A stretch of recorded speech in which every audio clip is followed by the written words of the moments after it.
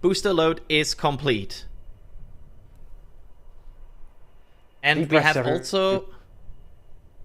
Sorry, Ryan, just chime in here. We have another confirmation from SpaceX also that due to limited commodities, if they would stand down today, which right now it doesn't look like it, they would not be able... they would not be for sure if they could try tomorrow because there might be a lack of commodities. So that is just an information. Should that happen, of course, we don't want that to happen. Back to you.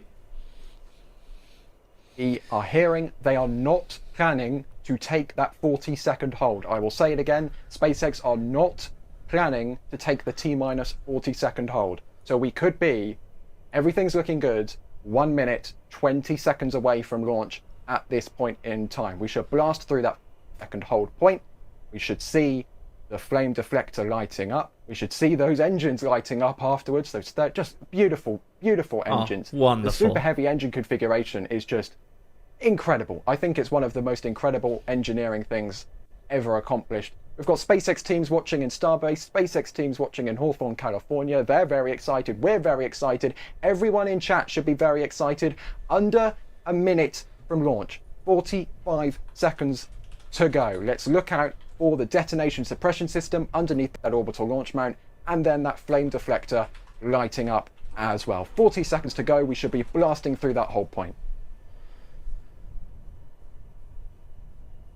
30 seconds now. We are going through the hold. There is no hold. We are counting down. Let's look for that detonation suppression system, which we should see underneath the booster any moment now. T-minus 20 seconds. Here it comes. Stand by for the deluge.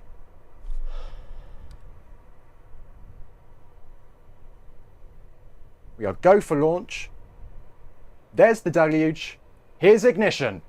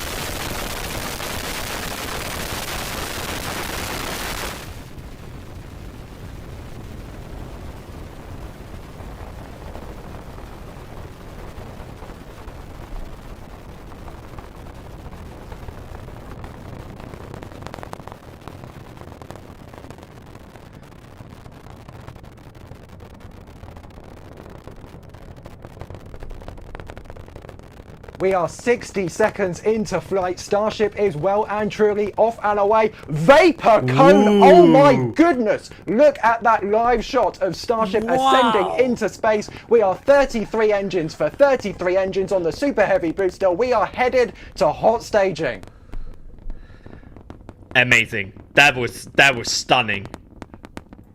And we're getting the onboard views of that beautiful vapor cone. The expansion of the exhaust is now starting. We're seeing the pink and purple hues of the Raptor engines.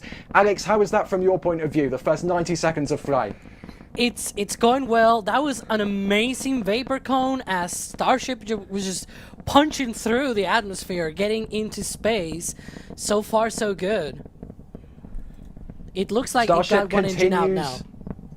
Have they lost an engine? So we're now 32 for 33 engines. Alex, whereabout is that engine on the booster? Is that one of the center or one of the boosts? On the middle ring of 10 engines on Super Heavy. Okay. That's going to be interesting to see how they play out for the rest of the flight, because remember, the Super Heavy booster intended to do an experimental landing burn where they would use one of the middle ring engines to supplement one of the center engines. However, I was going to mention the roll that is happening right now, that is nominal. It is in preparation for the flip at hot staging. Remember that the booster will flip up during hot staging.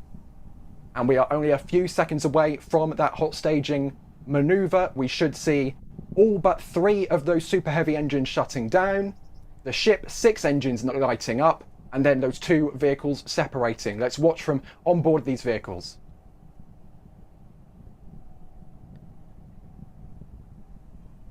And we have the shutdown on the Super Heavy. the ignition of the vacuums, the ignition of the centers, and we should have visual confirmation. There we go. There's the flip. The ship has separated and the booster is now flipping around. The middle ring ignited on Super Heavy. That is now heading not back to the launch site, but close to it. We're going to the Gulf with Super Heavy Booster 16 this time around. So let's keep an eye on that boost back burn to continue going. Ship on its way to its near orbital trajectory. Adrian, let's throw it to you. Absolutely, and the good news here we are seeing, Ryan, of course, it's early in the flight, but 6 healthy Raptor engines on the ship. That is what we want to see. Yes, the booster is an interesting topic, but of course, the big ticket item today is that ship, and we want to see the 6 Raptor engine continue to burn.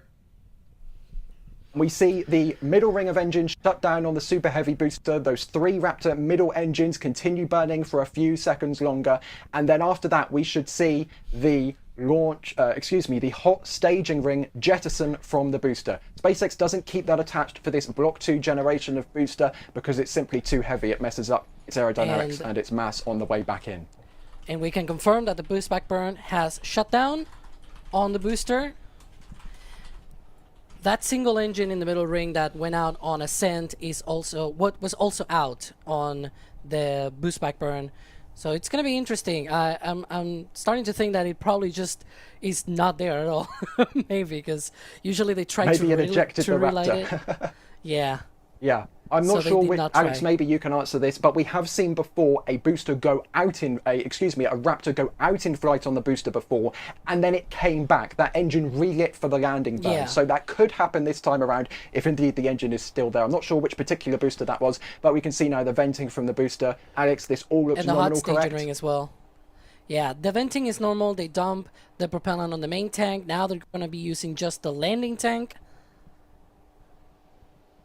So you can see separation of the hot staging ring and the Super Heavy booster. Those are separating away. As things stand, see them kind of glide down towards the ocean at the current same relative rate. But very shortly, here it comes. The booster will start to fly down towards the ocean, and the hot staging ring will it's kind of like a pancake. It'll sit in the air much longer than the hot staging, than the booster does. Yeah, now what will happen is the booster will go to an angle of attack during the atmospheric glide of 17 degrees offset to the direction of the airflow. That is not as punchy as they tested before, but still a big punch in terms of aerodynamic forces that will go through this booster. So I want to preempt this. There is a non-zero chance that that booster might solve some structural issues. Go ahead, Alex. I don't think they're trying that on this one. They're actually not trying to force that, if I'm not mistaken. Oh, okay. So the entry should be a normal one, but it is the landing burn, the one that we should be looking for, because that's the one that's going to be testing out interesting things. We're still seconds away from the landing burn, tracking the booster, going through that vapor, going through the atmosphere. Stand by for engine ignition. It should be coming shortly of those middle Raptor engines. We are standing by, and there is the landing burn igniting over the Gulf. Let's see if we can stick with the booster here. It will be hovering above the Gulf. It looks like we have now down selected to those center Raptor engines. Booster continuing down. It's going to hover. Expect the hover. It seems to be stationary. Let's wait for engine shutdown, and we should be getting a beautiful explosion. There is shutdown, and the booster plummets towards the water. Here it goes. Stand by for impact. Boom! There we go. Wonderful. It did use a middle ring of the engines, one of the engines on that middle ring. It did use successfully that one as a backup to one of the center engines. It did simulate successfully the engine out capability on landing. That was amazing. Let's go to that ship, by the way. Exactly what SpaceX wanted them to do. Adrian, let's keep an eye on the ship. 6 Raptors still burning. It had a bit of spinning in a bit, but it seems to be stable now again. There was some, but that could be a planned rotation. Yes. Yeah, that was a planned rotation. So at this point in time, with 7 minutes and 20 seconds into the burn, 6 healthy Raptor engines, that's good. So far, we are not seeing any issues on this ship. Everything looking good, looking what we want to see. Please do it, Ship 37. Yeah. Alex, to you.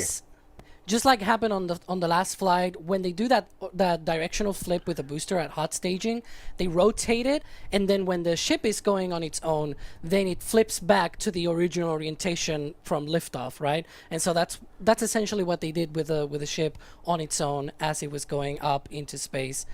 But so far so good. Let's hope it keeps continuing to be like that.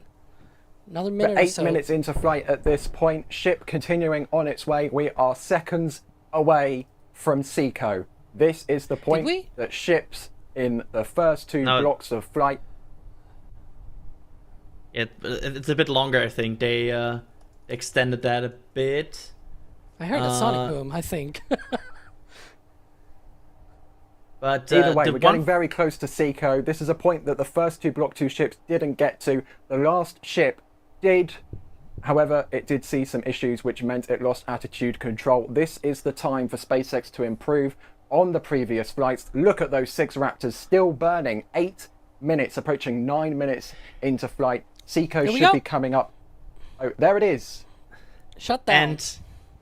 And with that shutdown, now we are waiting, because the last time the problems of course occurred there, but these vents that you're seeing right now, that's all okay. That's all purging, that's all control. Everything looks good. I don't see anything we don't expect at this point. And also, if I see correctly, ship engine cut off. There we go. Yeah. All engines have shut down. We are in the trajectory. Fingers crossed. Nominal orbit insertion. There we go. That is the correct trajectory for Ship 13. It is on its way to the Indian Ocean. It seems to be holding. And there was some venting there. I want to point that out.